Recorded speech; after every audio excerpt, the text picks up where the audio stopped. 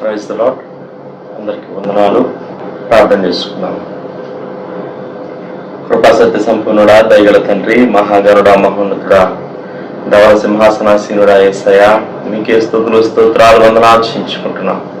దేవా, మరొకసారి నాయన మీ పాదముల యొద్ద మేము చేరడానికి మాకు ఇచ్చినటువంటి ఈ గొప్ప ఆధిక్యత కొరకు మీ స్తోత్రాలు. దేవా, మీరు ప్రార్థన ఆలకించే దేవుడిగా మీరు ఉంటున్నందుకు మీ స్తోత్రాలు. దేవా, నిన్న నేడు మారని మార్పు లేని దేవుడిగా ఉంటున్నందుకు మీ స్తోత్రాలు. దినదినమోన్నతమైనటువంటి కృపతో వాత్సల్యతతో మమ్మల్ని నింపుతూ మీరు నడిపిస్తున్న విధానం అంతటి కొరకు మీ స్తోత్రాలు వందనాలు ఆచరించుకుంటున్నాను ఆయన. దేవా, మాట మాత్రం సెలవిస్తూ సృష్టి యావత్తును సృష్టించిన మా సృష్టికర్త అయిన దేవా యేసయ్యా, మీకే స్తుతులు స్తోత్రాలు చెల్లించుకుంటున్నాం. మరొకసారి ప్రభా, దీనులంగా మమ్మల్ని తగ్గించుకొని మీ పాదముల చేత మేము చేస్తూ ఉండగా దేవా మా తండ్రి, మీ విశేషమైనటువంటి కృపను మీరు మాకు అనుగ్రహించండి. ఈ సన్నిధానంలో మీ గడుపుట ద్వారా దేవా మీ అపారమైనటువంటి దీవెనలు మేము పొందుకోవడానికి సహాయం చేయండి. దేవా మా తండ్రి ప్రభా, మా కనుదృష్టి మీ మీద మేము నిలుపుతూ ఉండగా దేవా మా తండ్రి నాయన, మీ ముఖ కాంతిలో నుంచి గొప్ప వెలుగుని మా మీద మీరు ప్రకాశింపజేయమని ప్రార్థన చేస్తున్నాం. దేవా, మా స్వరాలు ఎత్తి నాయన మా తండ్రి మిమ్మల్ని స్తుతిస్తూ మీ వైపు చూస్తూ దేవా మా తండ్రి నాయన ప్రార్థిస్తూ ఉండగా ప్రభా మరి నాయన ఎంతో గొప్ప ఆయన దీవెన మేము స్వతంత్రించుకోవడానికి సహాయం చేయమని ప్రార్థన చేస్తున్నాం. దేవా, సహాయం చేయండి నాయన. ఇదిగో ప్రభా, మేము పాడుకునే పాటలు మాకు దీవించమని ప్రార్థన చేస్తున్నాం. మా స్థుతుల మీద మీరు ఆశీర్వాదం ఉండమని ప్రార్థన చేస్తున్నాం. మీకు వందనాలు. దేవా, మరొకసారి నాయన 91వ కీర్తన మేము చదువుకునే సమయం అంతటి మా కొరకు ఆశీర్వదించండి. దేవా, ఎంతో మేలుకరంగా దీవెనకరంగా మీరు ఉంచమని ప్రార్థన చేస్తున్నాం.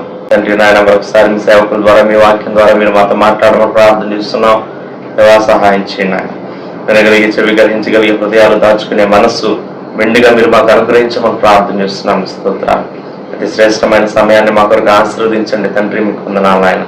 యేసుక్రీస్తు వారి అతి పరిశుద్ధమైన నామంలో స్తుతించి ప్రార్థన చేసి అడిగి వేడుకుంటున్నాం పరలోకపు తండ్రి. ఆమేన్, ఆమేన్. పాట పాడి దేవుని నామాన్ని మహిమపడదాం. దేవ సంస్తుతి చేయవే మనసా, శ్రీమంతుడగు యెహోవ సంస్తుతి చేయవే మనసా,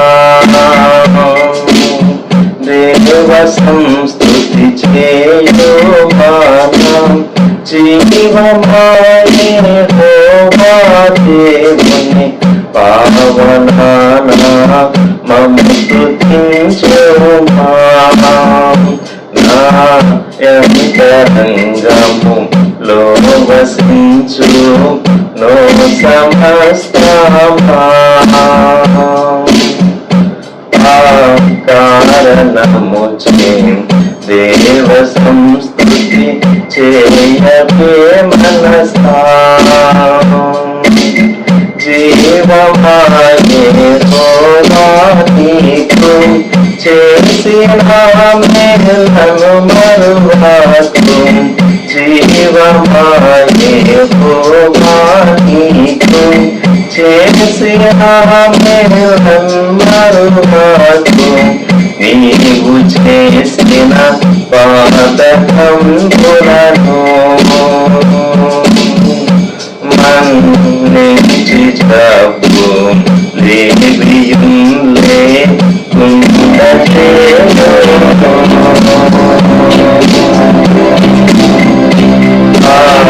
ఆరణము చే దేవ సంస్తుతి చేయవే మనసా, పరమతితో పెంతాయడము పాపములకు నరకోనంతా, పరమతితో పెంతాయడము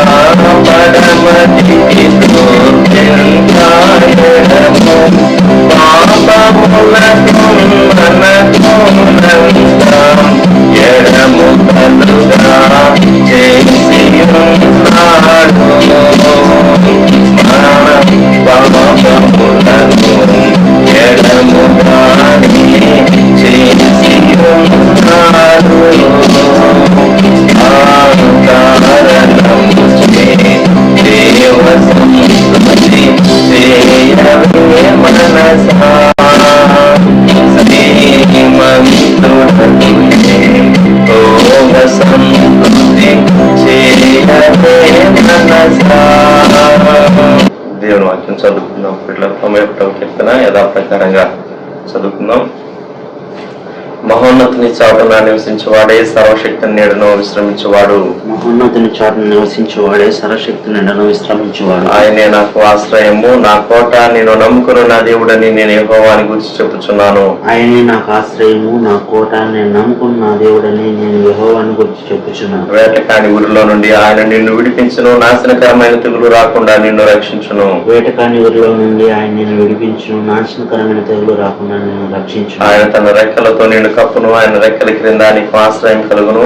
ఆయన సత్యము కేడెములు డాలునై ఉన్నది. ఆయన తన రెక్కలతో నిన్ను కప్పును, ఆయన రెక్కల కింద నీకు ఆశ్రయం కలుగును. ఆయన సత్యము కేడెములు డాలునై ఉన్నది. రాత్రి వేళ కలుగు భయమునకైనను, పగటి వేళ ఎగురు బాణమునకైనను, రాత్రి వేళ కలుగు భయమునకైనను, పగటి వేళ ఎగురు బాణమునకైనను, చీకటిలో సంచరించు తెగులునకైనను, మధ్యాహ్నం మందు పాడు చేయు రోగమునకైనను నీవు భయపడుకుందువు. చీకటిలో సంచరించు తెగులకైనను, మధ్యాహ్నం ముందు పాడు చేయి రోగమునకైనను నీవు భయపడకుందువు. నీ ప్రక్కన 1000 మంది పడినను, నీ కుడి పక్కన 10,000 మంది కూలినను అపాయం నీ వద్దకు రాదు. నీ ప్రక్కన 1000 మంది పడినను, నీ కుడి ప్రక్కన 10,000 మంది కూలినను అపాయం నీ వద్దకు రాదు. నీవు కన్నులారా చూచుచుండగా భక్తిహీనులకు ప్రతిఫలం కలుగును. నీవు కన్నులారా చూచుండగా భక్తిహీనులకు ప్రతిఫలం కలుగును. యెహోవా నీవే నా ఆశ్రయము అని నీవు మహోన్నతుడైన దేవుని నీకు నివాస స్థలముగా చేసుకుని ఉన్నావు. యెహోవా నీవే నా ఆశ్రయము అని నీవు మహోన్నతుడైన దేవుని నీకు నివాస స్థలముగా చేసుకుని ఉన్నావు. నీకు అపాయమేమీ రాదు, ఏ తెగులును నీ గుడారము సమీపించదు. నీకు అపాయమేమీ రాదు, ఏ తెగులు నిన్ను గుడారం సమీపించదు. నీ మార్గములన్నిటిలో నిన్ను కాపాడుటకు ఆయన నిన్ను గూర్చి తన దూతలకు ఆజ్ఞాపించును. నీ మార్గములన్నిటిలో నిన్ను కాపాడుటకు ఆయన నిన్ను గూర్చి తన దూతలకు ఆజ్ఞాపించును. నీ పాదములకు రాయి తగలకుండా వారు నిన్ను తమ చేతుల మీద ఎత్తి పట్టుకుందరు. నీ పాదములకు రాయి తగలకుండా వారిని తమ చేతుల మీద ఎత్తి పట్టుకుందరు. నీవు సింహములను, నాగపాములను త్రొక్కెదవు, కొదమ సింహములను, భుజంగములను అనగద్రొక్కెదవు. నీవు సింహములను, నాగపాములను త్రొక్కెదవు, కొదమ సింహములను, భుజంగములను అనగద్రొక్కెదవు. అతడు నన్ను ప్రేమించుచున్నాడు గనుక నేను అతన్ని తప్పించదను, అతడు నా నామము ఎరిగిన వాడు గనుక నేను అతన్ని కనపరచదను. అతడు నన్ను ప్రేమించుచున్నాడు గనుక నేను అతన్ని తప్పించదను, అతడు నా నామం ఎరిగినవాడు గనుక నేను అతన్ని కనపరచదను. అతడు నాకు మొరపెట్టగా నేను అతనికి ఉత్తరం ఇచ్చదను, శ్రమలో నేను అతనికి తోడై ఉండదను, అతన్ని విడిపించి అతన్ని గొప్ప చేసేదను. అతడు నాకు మొర్రపెట్టగా నేను అతనికి ఉత్తరం ఇచ్చదను, శ్రమలో నేను అతనికి తోడై ఉండదను, అతను విడిపించి అతను గొప్ప చేసేదను. దీర్ఘాయువు చేత అతనిని తృప్తిపరచదను, నా రక్షణ అతనికి చూపించదను. దీర్ఘాయువు చేత అతను తృప్తిపరచదను, నా రక్షణ అతనికి చూపించదను. ప్రియమైన వారులారా, యేసుక్రీస్తు ప్రభు వారి శుభప్రదమైనటువంటి నామములో ప్రభువును బట్టి వందనములు, శుభములు తెలియపరుస్తూ యెషయా గ్రంథం 54వ అధ్యాయం 10వ వచనం చదువుకుందాం. Isaiah chapter 54 and verse 10. పర్వతములు తొలగిపోయినను, మెట్టలు తత్తరిల్లినను, నా కృప నిన్ను విడిచిపోదు. సమాధాన విషయమైన నా నిబంధన తొలగిపోదు అని నీ యందు జాలిపడి యెహోవా సెలవిస్తున్నాడు. ప్రార్థన. ప్రియ ప్రభువా, మీకు స్తోత్రములు, వందనములు. మా రక్షకుడు, గొప్ప దేవుడు, ఈ ఉదయకాలం శ్రేష్టమైనటువంటి యేసుక్రీస్తు ప్రభు వారి నామములు ఈ సమయం మా కొరకు దీవించి మమ్మల్ని బలపరచమని, ఇవి చేసే మీ బిడ్డలు, వారి కుటుంబాలు ప్రతి ఒక్కరిని ఆశీర్వదించమని, నన్ను మీ సిలువ చాటు మరుగుపరిచి మీరు మాట్లాడమని అనుకుందని యేసుక్రీస్తు ప్రభు నామములో వేడుచున్నాం తండ్రి, ఆమేన్. ప్రియమైన వారులారా, ఈ ఉదయకాలం యెషయా రాసినటువంటి ఈ భాగం, పర్వతములు తొలగిపోయినను, మెట్టలు తత్తరిల్లినను, నా కృప నిన్ను విడిచిపోదు అని 10వ వచనంలోని మొదటి భాగం మీరు గమనించాలి అని నేను కోరుతూ ఉన్నాను. మౌంటైన్స్ అండ్ హిల్స్, పర్వతములు, మెట్టలు. మెట్టలు అంటే చిన్న కొండలు, హిల్స్. డిఫరెంట్ వర్షన్స్ లో ఇంగ్లీష్ లో ఏమో ఉందంటే mountains may be removed and the hills may shake. Mountains may be removed, పర్వతాలు తొలగింపబడవచ్చు, చిన్న కొండలు అవి కదలిపోవచ్చు.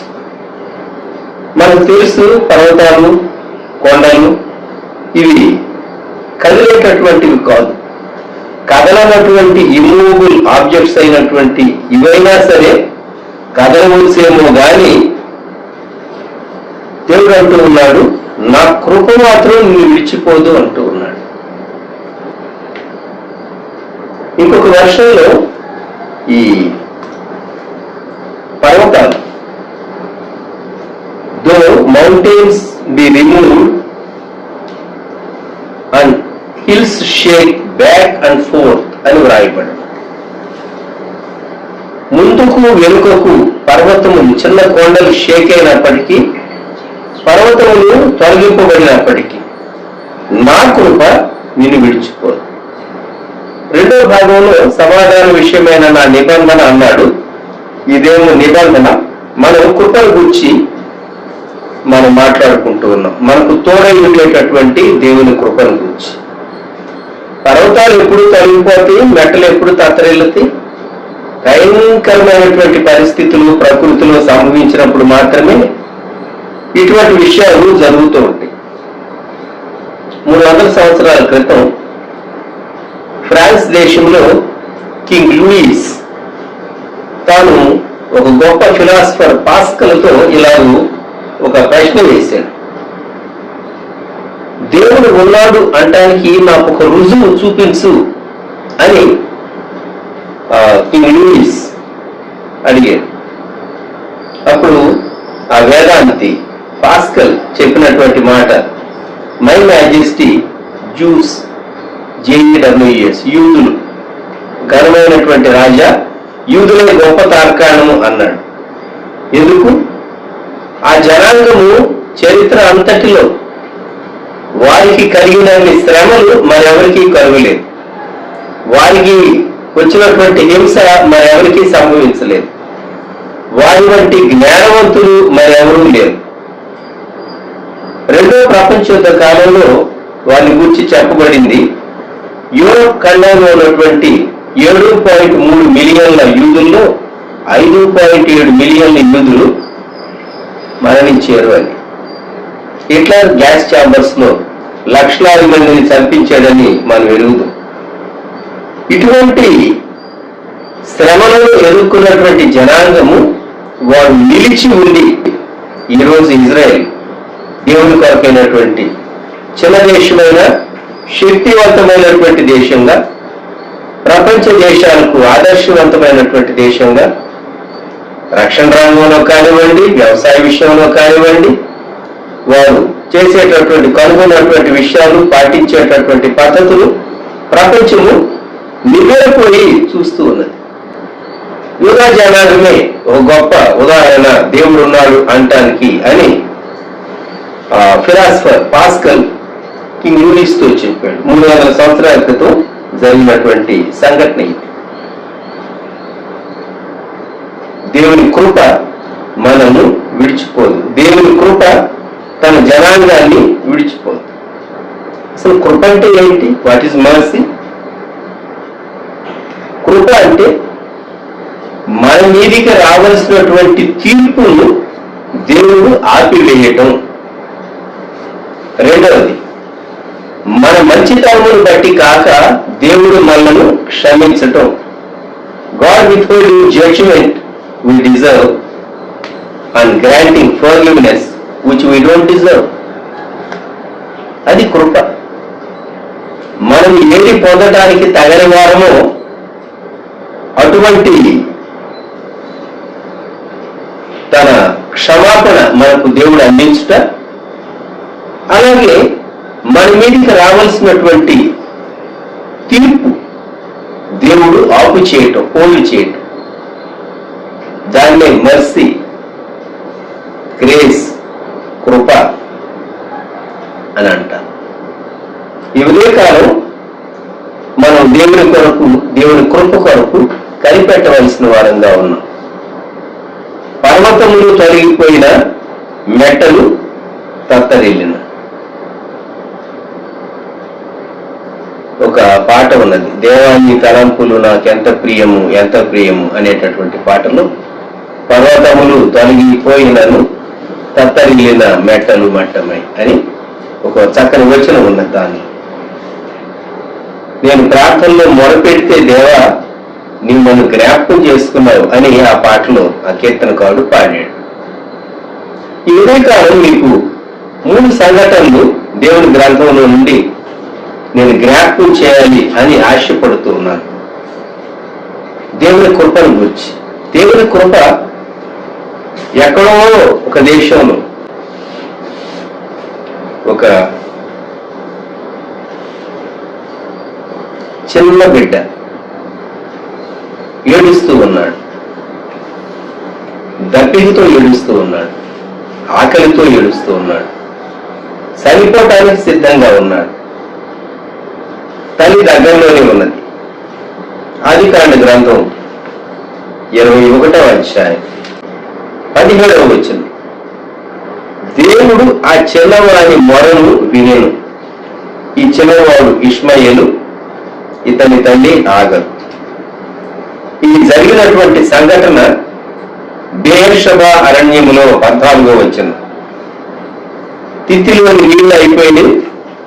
అందుకే 15వ వచనంలో ఆగరు చేసిన పని, ఆమె ఒక పొద క్రింద ఆ చిన్నవాడిని పడవేసి, ఈ పిల్లవాడి చావు నేను చూడలేనని అనుకుని వింటి వేత దూరం వెళ్ళి తనకి ఎదురుగా కూర్చోండి, ఆ ఎదురుగా కూర్చుండి ఎలుగెత్తి ఏడ్చాను.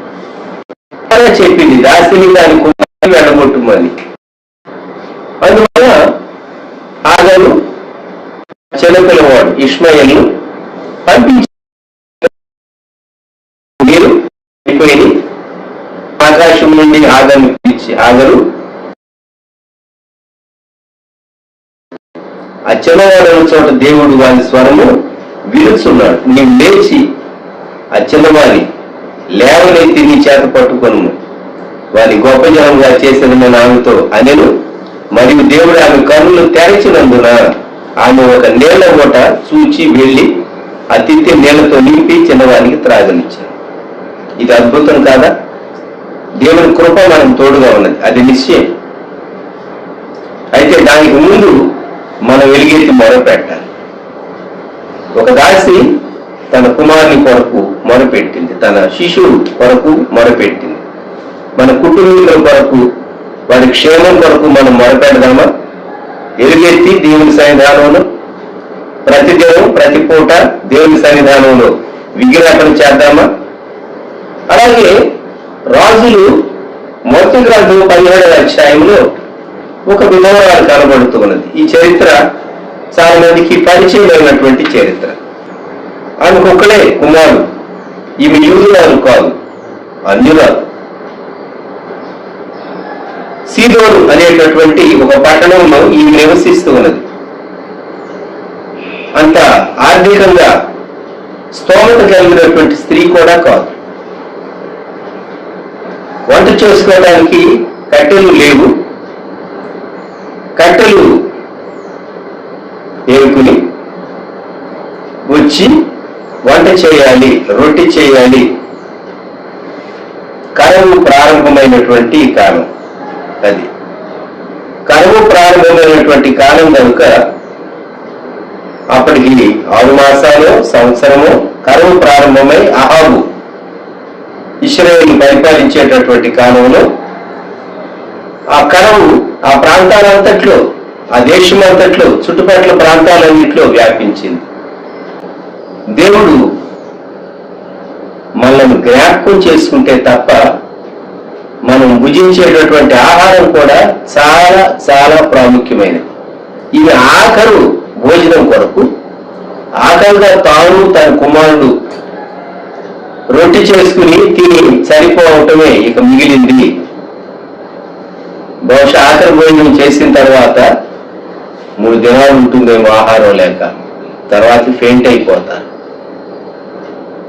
లేక ఇంకా కొన్ని ఎక్కువ రోజులు, వారం రోజులు ఉన్నారు అనుకుందాం మనం. ఆ తర్వాత అయినా వారి దుస్థితిని బట్టి వారు అన్కాన్షియస్ అయిపోవచ్చు. ఇటువంటి పరిస్థితుల్లో ఈమె పొలాలు ఏరటానికి వచ్చినటువంటి ఆ స్త్రీని ఆ పట్టణపు గేటు దగ్గర చూచి, మొదటి రాజులు 17వ అధ్యాయం 10వ వచనం.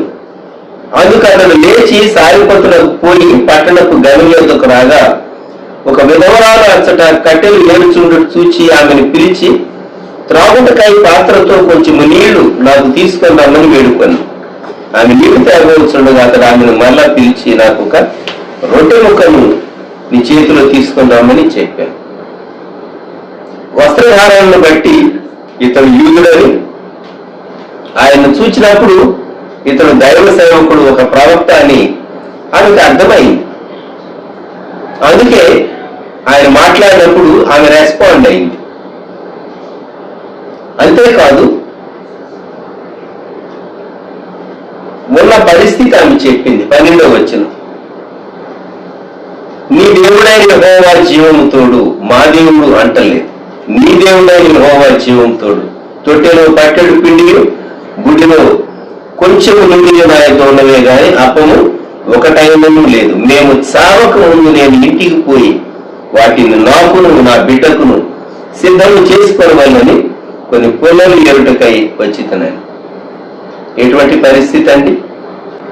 ఈ విధవరాన్ని దేవుడు జ్ఞాపకం చేసుకున్నాడు. ప్రవక్తను అక్కడికే పంపించాడు. యేసుక్రీస్తు ప్రభువు సువార్తల్లో ఈ భాగాన్ని ఉదాహరించాడని మనం ఎరుగుదాం. ఈ స్త్రీ ఏలియా చెప్పిన మాట చొప్పున 15వ వచనం, అంతటా ఆమె వెళ్ళి ఏలియా చెప్పిన మాట చొప్పున చేయగా అతడును ఆమెను ఆ నీటి వారు అనేక దినములు, ఎప్పటి వరకు?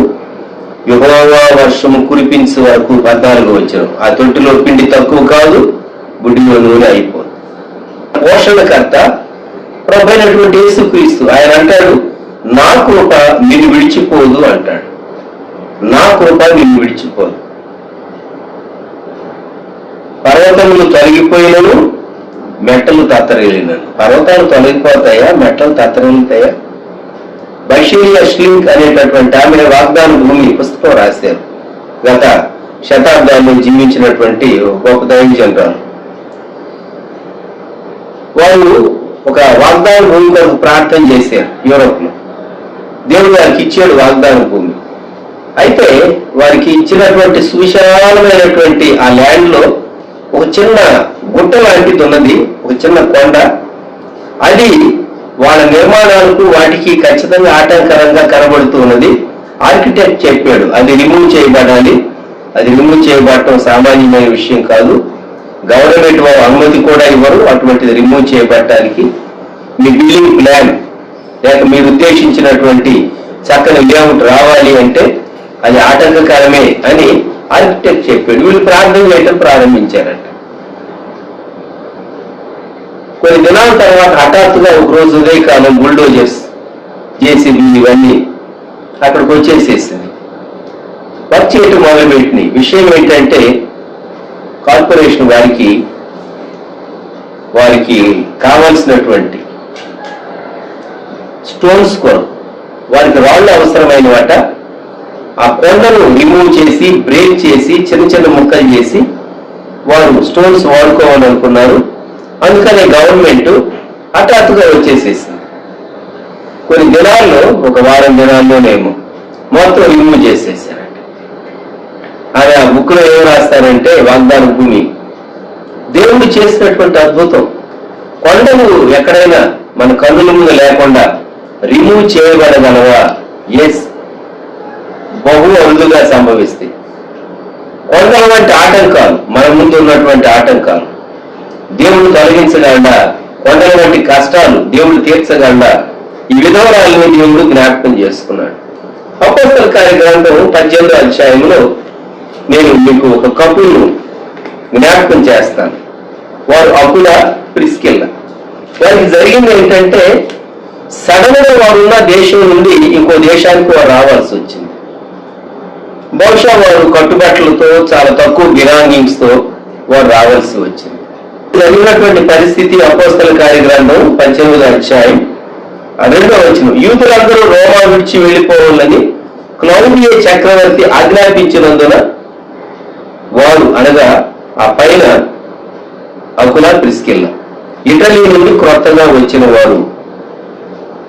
ఏం జరిగింది? 4వ శతాబ్దంలో కాన్స్టాంటైన్ చక్రవర్తి వచ్చే వరకు, మొదటి శతాబ్దం, 2వ శతాబ్దం, 3వ శతాబ్దం క్రైస్తవుల పైన విస్తారమైనటువంటి దాడులు, క్రైస్తవులు హతసాక్షులు అయ్యారు. మొదటి శతాబ్దంలో నీరో చక్రవర్తి కాలంలో భయంకరమైనటువంటి హింసలు. ఇది క్లాడియస్ కాలంలో సంబంధించింది. నీరో కంటే ముందు క్లాడియస్ ఉన్నాడు. క్లాడియస్ ఏమన్నాడంటే ఈ యూదా ప్రజలు, యూదా జనాంగం, ఈ రేస్ వీరు మిగిలినటువంటి వారి ఆచారాలతో వీరు ఏకీభవించరు, అలాగే చక్రవర్తి దేవుడిగా వీరు పూజింపరు, నాకు నమస్కరించరు, నన్ను ఆరాధించరు. ఈ ప్రజలను బట్టి మన రాజ్యానికి క్షేమం లేదు, కనుక వీరిని రోమ్ నుండి పంపించేసేయండి, ఎక్కడెక్కడ యూదులు ఉన్నారో రోమ్ నుంచి వెళ్ళగొట్టమన్నాడు.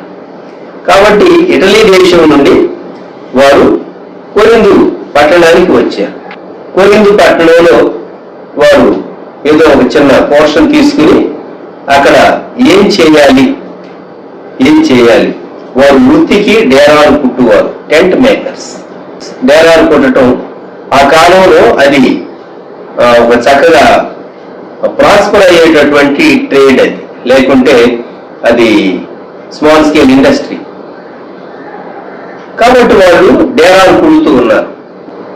అపోస్తల కార్యం 18వ అధ్యాయం 3వ వచనం, పౌలు అదే వృత్తి గల వాడు గనుక వారితో కాపురం ఉండెను. ఈ వచనం చదివితే మనకు ఆశ్చర్యం వేస్తుంది. పౌలు గారు చాలా రిచ్ ఫ్యామిలీ నుండి వచ్చాడు. తన తండ్రి ఓడల వర్తకం చేసేటటువంటి వాడని కొందరు బైబిల్ పండితుల యొక్క అభిప్రాయం. మరి పౌలు గారు టెంట్ మేకింగ్ ప్రొఫెషన్ వీరితో కలిసి ఎందుకు జాయిన్ అయ్యి తాను వర్క్ చేయవలసి వచ్చింది అంటే, ఎంత చదువుకున్నా ఒకవేళ పరిస్థితులు తారుమారైతే ఏదైనా ఒక స్కిల్, బ్రతకటానికి వ్యక్తి ఏదైనా ఒక స్కిల్ తాను నేర్చుకుని ఉండాలి. రవి జకరియాస్ గారు తన సాక్ష్యంలో తన కుటుంబీకులని గురించి చాలా గొప్ప స్థానంలో ఉన్నటువంటి వ్యక్తి 1930s డిప్రెషన్ లో చాలా తక్కువ జాబ్ చేయవలసి వచ్చింది అని తన సాక్ష్యంలో ఒక పర్యాయం వారు చెప్పారు. తన కుటుంబీకుల్లో ఒకరిని గురించి ఎందుకు చెబుతూ ఉన్నామంటే, మనం కొన్ని మార్లు పరిస్థితులు తారుమారైనప్పుడు 2001వ సంవత్సరంలో వేంపేటలో సిండికేట్ బ్యాంకులో మా స్టాఫ్ అంతా కూర్చుని వాలంటరీ అప్లై చేసిన వాళ్ళందరం కబుర్లు చెప్పుకుంటూ ఒక్కొక్కరు మీరు రిలీజ్ చేసిన తర్వాత బ్యాంకు మీరు ఏం చేస్తారు, ఒకరు అన్నారు నాకు ఫోటోగ్రఫీ వచ్చు, నేను ఫోటోగ్రఫీలోకి వెళ్తాను. ఒకరు అన్నారు మాది అర్చక వంశం, మేము ఆ టెంపుల్లో అర్చకత్వానికి వెళ్తాను. ఇంకొకరు అన్నారు నాకు ఆల్రెడీ ఒక షాప్ ఉన్నది, నేను షాప్ బిజినెస్ చూసుకుంటాను. నేను చెప్పాను I am a preacher, so I will continue to preach. Yesu ప్రభువుని గురించి నేను చెప్తాను. ఆశ్చర్యం కదా, మనకు కొన్ని మార్లు దేవుడు మనకు అనుగ్రహించిన కృపలను బట్టి మనము చేసేటటువంటి జాబ్, ప్రొఫెషన్, స్థలం మారినా, ప్రాంతం మారినా దేవుడు మనకు ఒక నూతనమైనటువంటి విధానంలో మనల్ని బలపరిచి నడిపిస్తాడు. పౌలు భక్తుడు అకులా ప్రిస్కిల్లాతో కూడా కలిసి టెంట్స్ కుట్టేటటువంటి వాడు. అంటే అదే పని ఎప్పుడు చేస్తూ ఉండేవాడని కాదు, అక్కడ ఉన్నటువంటి కాలంలో అవసరమైనప్పుడు కొంత మటుకు ఎవరిపైన ఆధారపడకుండా తాను పోషించుకోవటానికి ఎవరికి భారంగా ఉండకూడదని అలాగూ చేసేటటువంటి వాడు. అయితే ఈ అకులా ప్రిస్కిల్లా పాత నిబంధన ఎరిగినటువంటి వాడు, ప్రభువైన యేసుక్రీస్తుని గురించి ఎరిగినటువంటి వాడు, యేసే మెస్సీయాని గ్రహించినటువంటి వాడు. కాబట్టే పౌలు గారికి సహకారులుగా ఉన్నారు, ప్రాణం ఇవ్వడానికి తెగించారు. వారి గురించి పౌలు గారి పత్రికల్లో మెచ్చుకున్నాడు. అంతేకాదు ఇదే 18వ అధ్యాయంలో అపోలో అనేటటువంటి యూదుడు, అలెగ్జాండ్రియాకి చెందినటువంటి వ్యక్తి, తాను ఎఫెస్కు వచ్చినప్పుడు అతన్ని చేర్చుకుని అతనికి మరి విషయంగా అతను యేసుప్రభుని గురించి చెప్పాడు. కానీ 26వ వచనం అపోస్తల కార్యం 18:26 ప్రిస్కిల్లా అకులయు విని అతన్ని చేర్చుకొని దేవుని మార్గము మరి పూర్తిగా అతనికి విశదపరిచారు. వారి ప్రొఫెషన్ చాలా సింపుల్ గానే కనబడుతుంది, కానీ అకులా ప్రిస్కిల్లా యొక్క ప్రొఫెషన్ మరి వారి యొక్క టీచింగ్ చాలా నోబుల్ గా ఉన్నది. గమనించండి, దేవుడు కొందరిని కొన్ని స్థానాల్లో ఉంచుతాడు, అది గొప్ప ప్లేస్ గా కనబడకపోవచ్చు. అయితే వారు దేవుని సంకల్పంలో ఉన్నప్పుడు దేవుని రాజ్య నిర్మాణం కొరకు, దేవుని కొరకు గొప్ప రాజ్యాన్ని నిర్మాణం చేసినటువంటి పౌలు భక్తులకి మీరు సహకారులై ఉన్నారు. పాత నిబంధనలో దావీదు, రాజైనటువంటి దావీదు యూదుల కొరకు రాజ్యాన్ని నిర్మాణం చేస్తే, నూతన నిబంధనలో అపోస్తలుడైనటువంటి పౌలు an empire builder for God, దేవుని కొరకు ఒక సామ్రాజ్యాన్ని నిర్మించినటువంటి వ్యక్తి. దేవుని చేతిలోని గొప్ప సాధనం. ప్రియమైనటువంటి వాళ్ళారా, ఈ ఉదయకాలం ముగ్గురు వ్యక్తులను ఆగర్ను జ్ఞాపకం చేశాను, అలాగే సారిపతు విధవరాల్ని జ్ఞాపకం చేశాను మీకు. అలాగే యూదులైనటువంటి అకుల, ప్రిస్కిల్ల అనేటటువంటి కపుల్ను మనం జ్ఞాపకం చేసుకుంటూ ఉన్నాం. మనం ఈ దినాల్లో గుర్తు చేసుకోవాల్సింది, ప్రభువా నీవు మాపై కృప చూపించు. మరోసారి యెషయా గ్రంథంలో 54వ అధ్యాయం 10వ వచనం, పర్వతములు తొలగిపోయినను మెట్టలు తట్టరిల్లినను నా కృప నీవు విడిచిపోదు, సమాధాన విషయమైన నా నిబంధన తొలగిపోదని నీ యందు జాలిపడి యెహోవా సెలవిస్తున్నాడు. దేవుడు జాలిపడేవాడు, ఆయన వాగ్దానం చేసేటటువంటి వాడు. పైన ఆయన నోవహు నిబంధనను గుర్తు చేసి 9వ వచనంలో నోవహు కాలమున నేను ఒట్టు పెట్టుకున్నట్లు, ఇక్కడేమో సమాధాన విషయమైన నిబంధన అన్నాడు. నిబంధనల గురించి మనం మాట్లాడుకోం, కానీ కృపను గురించే మనము దేవుని దగ్గర మొరపెడదాం. దేవా నీ కృప చూపించుము అని ప్రతి ఒక్కరు మనతో, అలాగే మన కుటుంబాలతో, మన చుట్టూ, మనపై దేవుని కృప ఆవరించి మనల్ని కాపాడాలి, బలపరిచి నడిపించాలి అని మనము ప్రార్థన చేయబోతునంగా ఉంటూ ఉన్నాం. మరొకసారి మీరు ఆలోచించండి, ఎక్కడైనా పర్వతాలు, కొండలు షేక్ అవుతాయా? భయంకరమైనటువంటి వాల్కనోస్, లావా ప్రవహించినప్పుడు, అగ్నిపర్వతాలు పేలినప్పుడు కానీ, లావా ప్రవహించినప్పుడు కానీ ఆ పరిస్థితులు వేరు. భయంకరమైనటువంటి భూకంపం వచ్చినప్పుడు మాత్రమే షేక్ అవుతాయి. అటువంటి పరిస్థితి వచ్చిన కృప మాత్రం మనం విడిచిపోదు అన్నాడు దేవుడు. ఆయనే మాటిచ్చాడు కనుక వాగ్దానాన్ని పట్టుకుని దేవుని సన్నిధిలో అడుగుదాం. దేవా నువ్వు మాటిచ్చేవు, నీవు నెరవేర్చే దేవుడు, నీవు నమ్మదగినటువంటి దేవుడు, నీవు ప్రేమ చూపించే దేవుడు, నీవు కృప చూపించేటటువంటి దేవుడు. మా పక్షంగా దేవా నువ్వు సహాయం చేయము. ప్రభువును మనం అడుగు బంధనంగా ఉంటూ దయచేసి తలలు వంచండి, ప్రార్థన చేసుకుందాం. విలువైనటువంటి మీ కృప మమ్మల్ని కాపాడాలని ఈ దినాల్లో మనలను, మన కుటుంబాల్లో, మన కలిగిన వారిని, మన సంఘాలు మరొకసారి ఆయన రాకడ కొరకు సిద్ధపడేటటువంటి ఆయన బిడ్డలైనటువంటి వారిని ఆయన కృపకు మనం అప్పగించుకుందాం. దయచేసి తలలు ఉంచుదాం. సోదరులు గౌతమ్ తన ప్రార్థనలో మనల్ని నడిపిస్తాం. ప్రార్థన చేసుకుందాం. పూజనీయుడా, పరిశుద్ధుడా, మహాగరుడా, మహోన్నతుడా, గొప్ప దేవా, మా ప్రభా యేసయ్య, మీకే స్తుతులు, స్తోత్రాలు, వందనాలు చెల్లించుకుంటున్నాం ప్రభా. మరి తండ్రి నాయన, మీరు గొప్ప దేవుడిగా ఉంటున్నందుకు మీ స్తోత్రాలు ఆయన.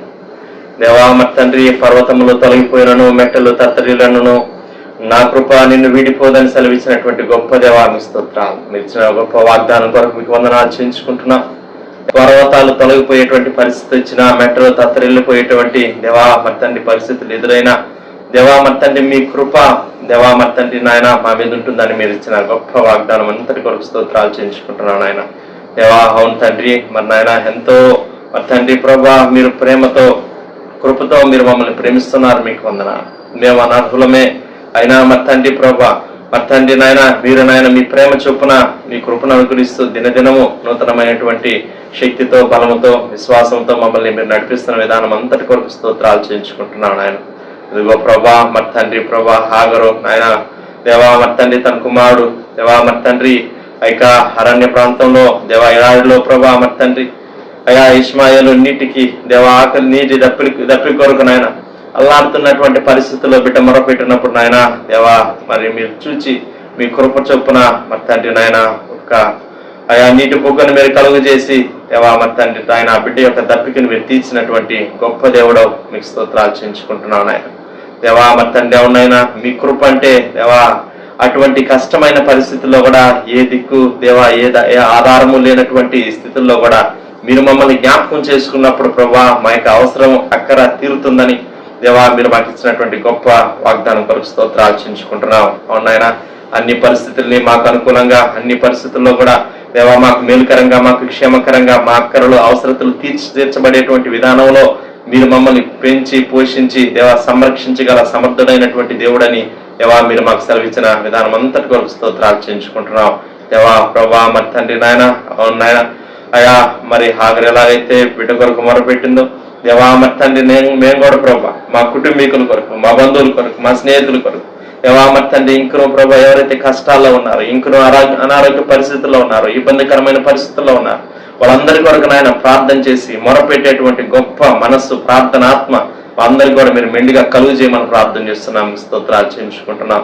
దేవా సహాయం చేయండి నాయన. అలా ప్రభా సారే బతుకుదవరాలు నాయన మరి తండ్రి కరువు పరిస్థితుల్లో అయా మరి నాయన ఎలాగుండిందో దేవా మరి తండ్రి ఆ సమయంలో కూడా ప్రభా మీరు నాయన ఆమెని బిడ్డను మీరు ఆశీర్వదించినటువంటి విధానాన్ని మీరు మాకు బోధించిన దేవా మరి విధానం అంతటి కొరకు స్తోత్రాలు చెల్లించుకుంటున్నాం. వారిని కూడా నాయన సమృద్ధితో మీరు నింపినందుకు మీకు వందనాలు. దేవా మరి తండ్రి చక్కగా ప్రభా ఆ కరువు కాలం అంతటిని తప్పించినందుకు దాటించిన దేవా ఆ దినాలని దేవా ఈ సమయంలో మేము జ్ఞాపకం చేసుకోవడానికి కృప చూపించినందుకు మీకు వందనాలు. అవును ప్రభా దేవా మీ కృపతో మమ్మల్ని నింపండి నాయన. మీ శక్తి బలంతో మమ్మల్ని నింపమని ప్రార్థన చేస్తున్నాం. మీ స్తోత్రాలు దేవా సహాయం చేయండి ఆయన. అకులా ప్రిస్కిలకు ప్రభా మరి తండ్రి ఏ విధంగా మరి తండ్రి నాయన వారు నాయన పనితనం కలిగి దేవా మరి తండ్రి నాయన మీ పరిచర్యలో దేవా సహకరిస్తూ ఎలాగైతే సాగిపోయారు దేవా ఆ విషయాలన్నీ మీరు మాకు బోధించిన విధానం అంతటి కొరకు స్తోత్రాలు చెల్లించుకున్నాం. పౌలు గారు డేరాలు గుర్తు ఎలాగైతే మరి తండ్రి నాయన తనకంటూ ఒక పని నాయన నిర్ణయించుకున్నాడు దేవా మరి తండ్రి నాయన ఆ విషయాలన్నీ మీరు మాకు బోధించిన విధానం అంతటి కొరకు స్తోత్రాలు చేయించుకుంటున్నాం. దేవా కృప చూపించమని ప్రార్థన చేస్తున్నాం. దేవా ప్రతి ఒక్క కుటుంబాన్ని నాయన సమయంలో జ్ఞాపకం చేసుకోండి. దేవా సమృద్ధితో మీరు దీవించమని ప్రార్థన చేస్తున్నాం. దేవా మీరే కృప చూపించండి నాయన. ఆయన చేయండి ప్రభా. దేవా అవును ప్రభా పర్వతములు తొలగిపోయినను మెట్టలు తత్తరినను నా కృప మిమ్మల్ని విడిచిపోదు అని గొప్ప వాగ్దానం చేశారు. దేవా మీ కృప మాకుంటుంది. ఇంతవరకు మీ కృప మమ్మల్ని మీరు కాచి కాపాడి నడిపించిన విధానం అంతటి కొరకు స్తోత్రాలు. దేవా ముందున్న దినాల్లో కూడా మీ కృపతో మమ్మల్ని నింపి ఆశీర్వదించి దీవించమని సమస్త విషయాల్లో సహాయం చేయమని ఇంకను ప్రభా వ్యక్తిగతంగా మీ బిడ్డలు కలిగి ఉన్నటువంటి అక్కరలు అవసరతలు అన్నింటినీ కూడా ప్రభా అయామత్తని మీ కృప చొప్పున మీరు జ్ఞాపకం చేసుకుని మరి అవసరతలన్నీ కూడా తీర్చమని ప్రార్థన చేస్తున్నాం. సమస్త విషయాల్లో సహాయం చేయండి దేవా మరి తండ్రినైనా కృప చూపించండి. దేవా బిడ్డలందరినీ కూడా ఆత్మీయంగా ఆశీర్వదించండి, ఆర్థికంగా ఆశీర్వదించండి. దేవా ప్రతి ఒక్క కుటుంబాల్లో సంతోష సమాధానాలతో నింపమని ప్రార్థన చేస్తున్నాం. సమస్త విషయాల్లో కృప చూపించి మీ నామానికి మహిమ తెచ్చుకోమని దేవా ముందున్న సమయం అంతటి మా కొరకు దీవించమని యేసుక్రీస్తు వారి పరిశుద్ధమైన నామంలో స్తుతించి ప్రార్థన చేసి అడిగి వేడుకుంటున్నాం పరలోకపు తండ్రి. ఆమేన్. ఆమేన్. ప్రభు కృప మనకు తోడుగా ఉన్నది. ప్రభు తన వాక్యం ద్వారా సమృద్ధిగా మనల్ని బలపరిచి తన కాపుదల అనుగ్రహించును గాక. ఆమేన్. ఆమేన్.